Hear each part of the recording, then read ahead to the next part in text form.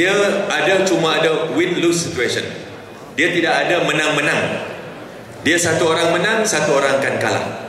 Jadi apa yang disarankan, apa yang diberi pandangan oleh semua presiden-presiden parti Barisan Nasional, komponen Barisan Nasional sebentar tadi adalah merupakan usaha-usaha, pandangan-pandangan, idea-idea yang mahu melihat supaya kita memperbetulkan diri kita, yang mahu melihat supaya kita kembalikan semula kekuatan kita setelah kita diserang oleh demam selsema pada tahun 2008. Kita anggaplah bahawa 2008 pilihan raya itu sebagai kita kena influenza H1N1. Kita kena H1N1, tidak ada vaksin masa itu, tidak jumpa vaksin.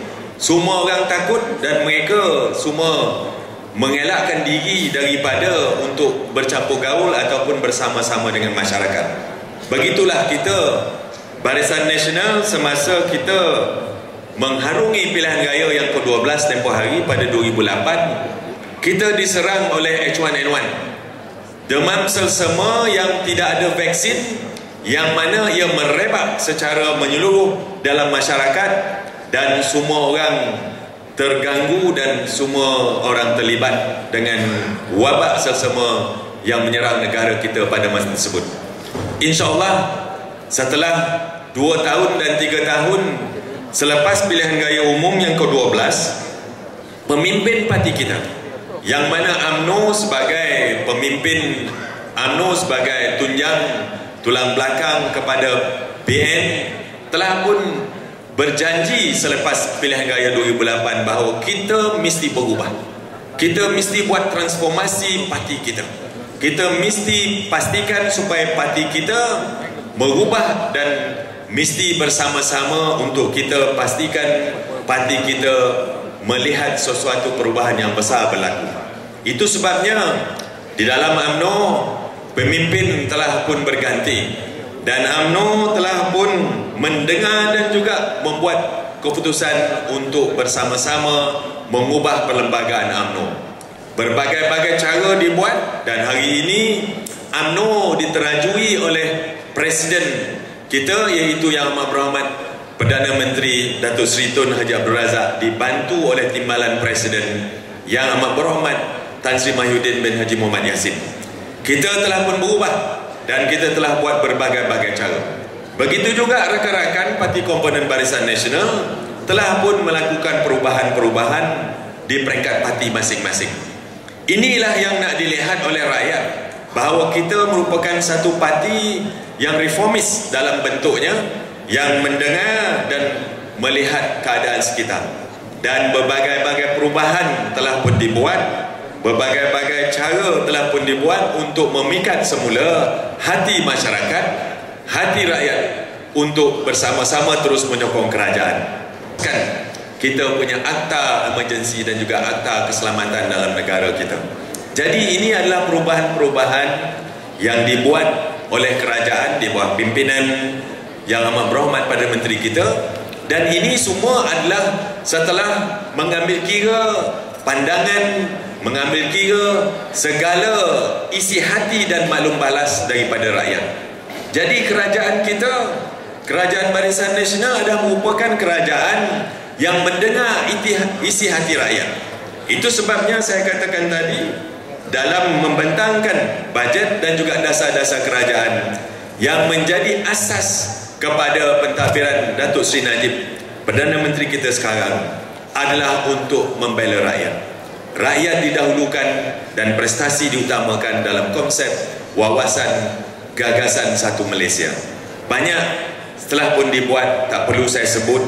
Saya cuma kita mahu melihat supaya kita pastikan bahawa seperti apa yang disebut oleh beberapa orang presiden tadi, bahawa dasar-dasar kerajaan ini mesti kita pastikan ia sampai kepada matlamatnya.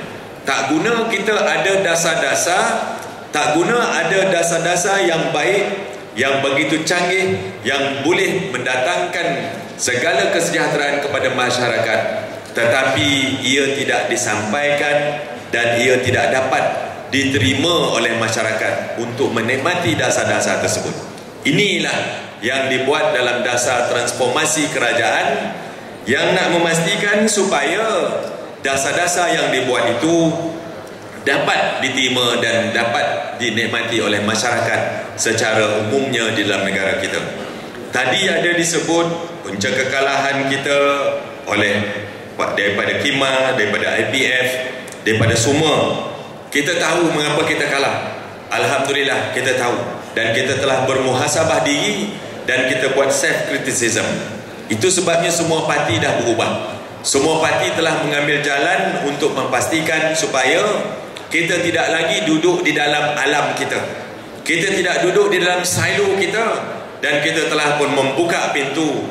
Dan itulah sebabnya sekarang dasar-dasar parti, dasar-dasar kerajaan banyak mengambil kira tentang participation ataupun penyertaan rakyat secara umumnya apabila kita buat berbagai-bagai program di peringkat akar umbi. Masalah yang dibawa oleh saudara Presiden IPF tadi adalah berkenaan dengan masalah sekolah. Sekolah Tamil itu adalah merupakan sekolah Tamil di Labu yang mana ia terbakar, dan sekarang ini pelajar-pelajar terpaksa bersekolah di dalam kabin kontena yang dibuat sementara. Saya telah pun memohon daripada Kerajaan Persekutuan untuk membina sekolah di atas tapak yang ada, dan ianya akan diluluskan dalam belanjawan tahun 2012, yang mana saya telah minta daripada Timbalan Perdana Menteri sendiri supaya hal ini dipercepatkan, dan insya-Allah sekolah tersebut akan diberikan peruntukan yang dalam peruntukan 100 juta yang diperuntukkan oleh Perdana Menteri semasa membentangkan bajet tersebut. Tahun depan, saudara-saudara sekalian, tuan-tuan dan puan sekalian, peruntukan diberikan begitu banyak. Sekarang ni dah ada peruntukan khusus kepada semua sekolah-sekolah kebangsaan, sekolah-sekolah jenis kebangsaan Cina, Tamil, sekolah agama, sekolah mubalik dan juga yang lain-lain. Jadi Negeri Sembilan, saya telah pun minta Setiausaha Kerajaan dan juga semua esko-esko untuk kita pastikan supaya sebelum tahun baru masuk tahun 2012 ini, kita dah siap sediakan kita punya senarai-senarai untuk kita minta supaya peruntukan belanjawan 2012 tersebut dapat disalurkan segera, kerana kita tak perlu tunggu sampai bulan 5, bulan 6, boleh jadi bulan raya awal tahun, dan kita pastikan supaya bajet yang dibentangkan oleh Perdana Menteri itu dapat dilihat dan dirasa oleh masyarakat, dan masyarakat orang ramai akan melihat dan akan pastinya menyokong Barisan Nasional pada pilihan raya yang akan datang, insya-Allah. Sahabat saya Datuk Seri M. Kavias pasal IT. IT ini memang sekarang kita boleh kata kita kalah lah.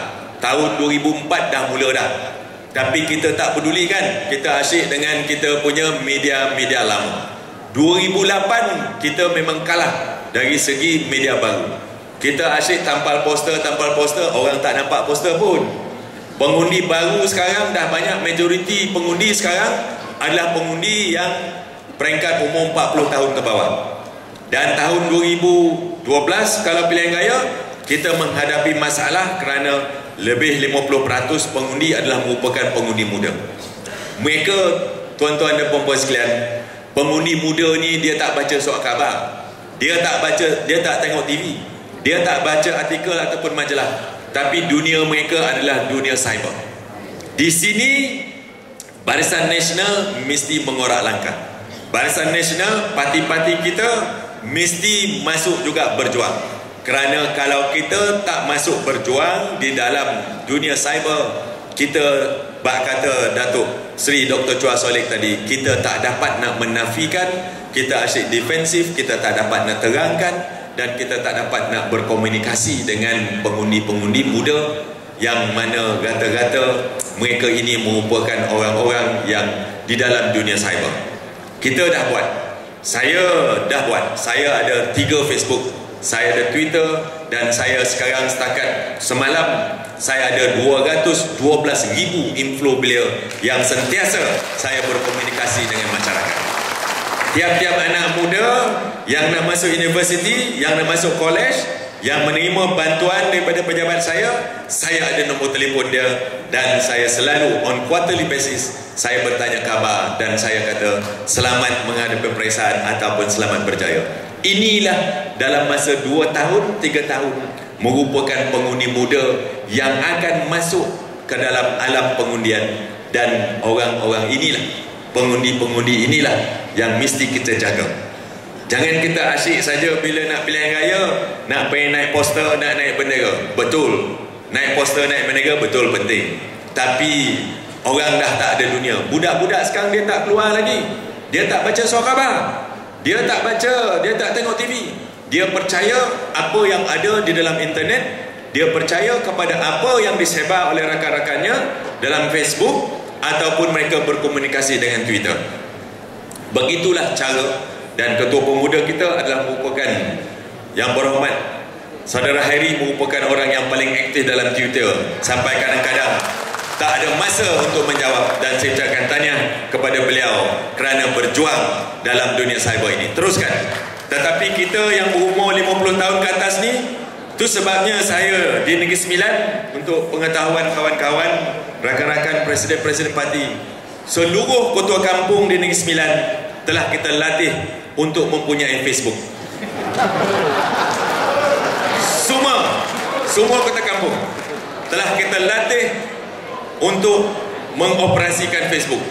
Kerana dulu kita dengar budak-budak muda kata susah nak berhubung dengan ketua kampung, tak tahu macam mana nak berhubung dengan ketua kampung, nak jumpa susah. Sekarang ini ketua kampung punya Facebook dipaparkan, dan tuan-tuan boleh masuk dengan tak payah berjumpa, tetapi menghubungi ketua kampung, dan ketua kampung mesti menjawab. Dan sekarang ketua kampung pula sentiasa saja menghantui saya dengan Facebook dia. Pukul 2 pagi ada ketua kampung yang belum tidur lagi, tak tahu apa dia buatnya. Dia tanya dengan saya tu, dia katakan ada kobau 3 ekor hilang. Saya jawab balik, carilah sendiri. Jadi ini kita nak supaya kita nak modernisasikan organisasi yang telah lama wujud dengan cara baru, dalam bentuk pemikiran baru, dalam bentuk cara untuk kita supaya yang penting, saudara-saudara sekalian, tuan-tuan sekalian, adalah kita mesti mempunyai keupayaan untuk berkomunikasi. Communication is the name of the game today. Kalau kita gagal untuk berkomunikasi, kalau kita gagal untuk menghubungi kawan-kawan atau pengundi kita tak tahu apa kita buat. Ini yang disebut oleh yang berbahagia Datuk Seri Chua tadi. Tiap-tiap 1 liter orang beli minyak 80 sen kerajaan bagi, tapi nobody cares. Apa yang disebut RM100 yang diberi oleh Lim Guan Eng. Lim Guan Eng dipanggil sebagai Umar Abdul Aziz, kepala otak dia. Kita bagi punya banyak tiap-tiap bulan, tiap-tiap tahun. Setahun RM100 dia bagi kepada warga emas di Pulau Pinang. Orang Pulau Pinang panggil Lim Guan Eng Umar Abdul Aziz. Badan terbuka dia kalah. Sekarang baru nak minta supaya Barisan Nasional menang. Dia tak tunai janji pun. Apa perkataan rakyat buat, tak ada buat apa pun. Pulau Pinang kalah, Ko Sukun kalah. Selain daripada sebab-sebab kita lemah, adalah disebabkan oleh hasutan DAP tentang masyarakat di kampung Buah Pala. Orang India marah kerana tanah yang mereka duduk sekian lama diambil oleh kerajaan. Dia berjanji, kalau DAP menang, Pembangkang menang, kita akan bela nasib orang India di kampung Buah Pala. Abuk pun tak ada. Bahkan kerajaan Pakatan jugalah yang telah meluluskan plan pembangunan. Kalau dia sebagai satu kerajaan yang bertanggungjawab, yang nak membela rakyat, kita boleh batalkan balik pengambilan tanah, ataupun kita boleh batalkan plan pembangunan. Dia tak buat apa pun, dia luluskan. Dia kata kalau menang, besok pagi kita akan tutup operasi tol di Seberang Jaya. Sampai hari ini tol masih lagi beroperasi. Apa dia? Jadi sebenarnya tuan-tuan sekalian, yang penting ialah kita mesti bersatu. Kita mesti bersatu padu. Kita kalau kuat, Pembangkang lemah. Sebenarnya Pembangkang tak kuat. Mas Abu cakap merapu je. tak ada apa-apa pun. Tadi Datuk Seri Chua Soileh kata siapa nak jadi Presiden Pakatan Rakyat. Lim Kuan Eng, Karpal Singh, Lee Kwek Siang tak boleh jadi Perdana Menteri. Nek Aziz dah terlampau tua. Dia mengaku-ngaku. Apa hal kepada kita punya ketua umum tu, memang dia kena. Dia tak ada dapat lagi dah. Dulu kes pertama bolehlah. Tilam yang satu dia junjung ke hulu ke hilir. Hari ini dia nak lagi macam mana? Sebab dia punya DNA ada 6 inci dalam perut Saiful. Nak lagi macam mana? Minta maaf cakap lah ya. Dia tak boleh lagi dah. Siapa pula nak masukkan dia punya benda dalam tu? 6 inci dalam perut Saiful. Dia nak lagi macam mana? Itu yang bodolak dalik. Ketua umum tak boleh menjadi Perdana Menteri. Yang bakal menjadi Perdana Menteri Malaysia tidak lain tidak bukan daripada Mat Sabu. Tuan-tuan rela ke Mat Sabu jadi Perdana Menteri? Kalau tak rela, balik buat kerja. Kalau tidak, tuan-tuan, kita akan mendapat seorang Perdana Menteri yang bernama Mat Sabu. Mati kita. Pelabur akan lagi. Tak ada siapa nak berniaga kat Malaysia ni dah. Dengan dia macam cerita macam tu, merapu-rapu. Jadi mari kita sama-sama buat. Negeri Sembilan, banyak orang kata kita kalah. Banyak orang kata, kita sendiri pun ada kata kita tak confident. Jangan macam tu. Kita kalau masuk nak main bola, kita mesti ada confident. Mesti ada percaya pada diri sendiri. Ini kalau pandangkan tim nak lawan Selangor dah kuncu dia macam ayam kena air, mana boleh? Mesti kombang macam ni. Jangan tengok Selangor. Ni dah menang separuh akhir ni.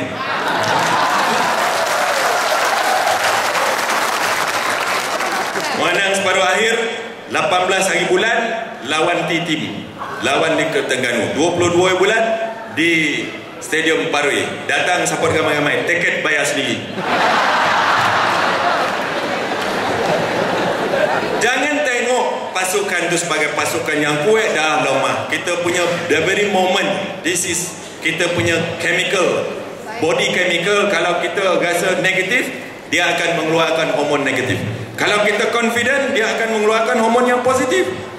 Jangan tengok tim sebagai tim yang kuat. Tengok tim sebagai tim Bradual ke, tim Seliau Estate ke, tim Jompo ke. Kita gempur. Tengok gagah kan kombang jalan tentu. Baru boleh menang. Ini sebelum mainkan dah kalah, tak boleh. Kita Barisan Nasional Negeri Sembilan, kita kuat dan kita mesti tunjukkan kekuatan kita agar kita boleh melemahkan mereka. Dia cakap banyak, polah kata, apa dah, siapa dah kita? Kita kuat main, kita ada 370,000 ahli Barisan Nasional. Kalau semua mengundi Barisan Nasional, kita dah menang dah. Tak ada susah-susah. Yang pentingnya kita kerja kuat. Kita ada 8 swing seat, state seat ataupun Dewan Negeri yang boleh kita rampas. Dia kata dia boleh dapat 4. Kita boleh dapat, kita boleh menang 8 seat ni, tuan-tuan puan sekalian. Saya gariskan, nilai kita boleh menang. Timiang kita boleh menang. Senawang kita boleh menang. Ampangan, Sekamat, Parui, Repah dan Pidi kita boleh menang kalau kita bersatu.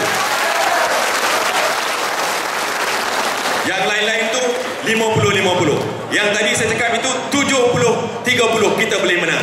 Boleh menang dan kita mesti kerja kuat rampas semula kursi-kursi yang kita kalah pada tahun 2008. Dan 2 parlimen, 1 position. Saya dipertanggungjawabkan oleh Presiden dan Perdana Menteri mesti deliver 5+1+1. 5 yang ada sekarang mesti maintain. 1 Teluk Kemang kita menang. Itu sebab saya tengah gosok belakang Presiden MIC. Bertandinglah dekat Teluk Kemang. Lagi 1 kerusi lah Seremban. Seremban kita kalah 2,000 saja. Kalau kita menang di Sekamat, kalau kita menang di Parui, di Ampangan, kalau kita menang di Nilai, Parlimen Seremban kita punya. Kita boleh ambil. Sekarang saya menawarkan kursi Seremban kepada Presiden MCA pula. Jadi ada 2-3 presiden di Negeri Sembilan. Tuan-tuan senang. Tak payah robot-robot lagi. Jadi jangan kita rasa kecil hati.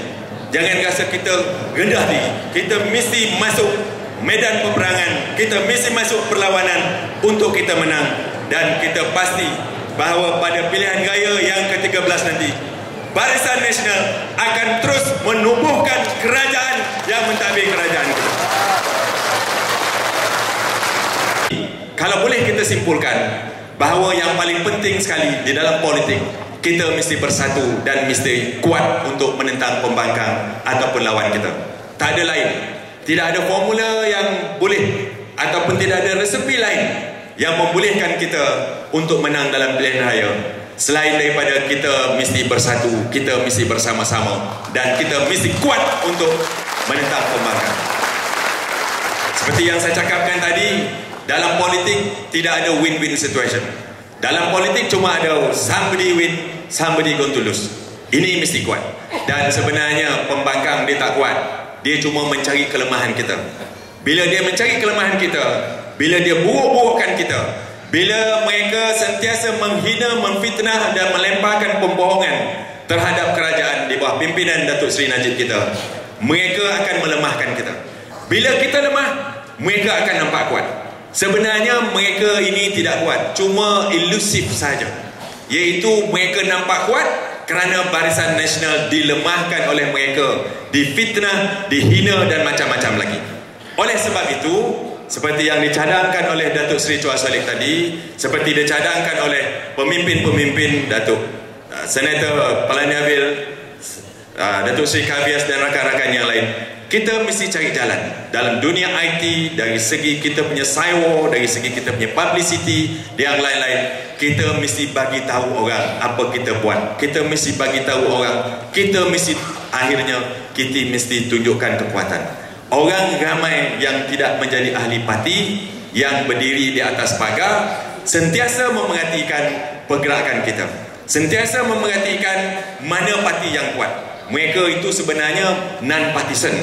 Mereka bukan ahli parti, tetapi mereka mempunyai keupayaan untuk menilai. Mereka mempunyai keupayaan untuk mereka sendiri mengira mana yang kuat dalam pilihan raya. Jadi, marilah kita. Saya harap supaya selepas daripada convention kita pada hari ini, kita buat plan gerak kerja kita. Kita pastikan supaya kita bersatu. Seperti apa yang saya cakap tadi, musuh kita bukan sesama kita. Musuh kita adalah Pakatan Rakyat yang sentiasa menghalang kita di luar sana. Mari kita sama-sama, mari kita pastikan supaya gerak kerja kita tersusun, dan kita pastikan juga dasar-dasar kerajaan, dasar yang nak dibagi untuk mensejahterakan rakyat, dasar ataupun bajet yang dibentangkan oleh Yang Amat Berhormat Perdana Menteri kita 2 minggu lepas benar-benar boleh sampai kepada masyarakat, dan masyarakat rakyat jelata akan dapat menikmati dasar-dasar tersebut. Jadi kita sebagai pemimpin, tanggungjawab dan tugas kita untuk menerangkan untuk mereka, untuk kita sama-sama bagi tahu orang dan pastikan supaya dasar-dasar ini dapat dijalankan dengan baik. Jadi sepintas lalu Yang Berhormat Datuk Seri, kita tadi ini yang kita bincangkan, ada berbagai-bagai masalah. Ada tentang masalah sekolah jenis kebangsaan, baik Cina dan Tamil, dan pembahagian-pembahagian peruntukan. Itu semua telah pun been addressed tu, telah pun Datuk Seri jawab dalam kita punya belanjawan bajet 2012. Peruntukan sekolah jenis kebangsaan, Tamil, Cina, missionaries, agama, semua dah ada diperuntukkan. Dan Kerajaan Negeri Sembilan buka saja ataupun sebelum tutup buku akhir tahun ini, kita akan buat segala permohonan-permohonan untuk kita senaraikan dan kita sampaikan kepada kementerian-kementerian yang bertanggungjawab. InsyaAllah, saudara-saudara sekalian, jangan risau. Kita dah buat pembangunan Negeri Sembilan cukup. Orang ramai menyokong kita. Daripada bancian yang saya sebutkan pagi tadi, bancian rakyat yang dibuat bukan oleh agensi kerajaan, tetapi dibuat oleh independent body, menunjukkan bahawa sokongan rakyat kepada Kerajaan Barisan Nasional yang dipimpin oleh Perdana Menteri kita meningkat dari hari ke hari, dan saya jangka akan lebih meningkat lagi selepas bajet ini dibentangkan. Tugas kita, I'm very sorry to say this is in front of our President Party, di depan Perdana Menteri. Sokongan rakyat kepada kerajaan tinggi, Tapi masalahnya sokongan rakyat kepada parti very much slacking.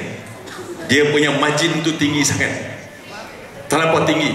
Jadi tanggungjawab kita, why do people don't want to support us? Why is people is supporting the government but not the party?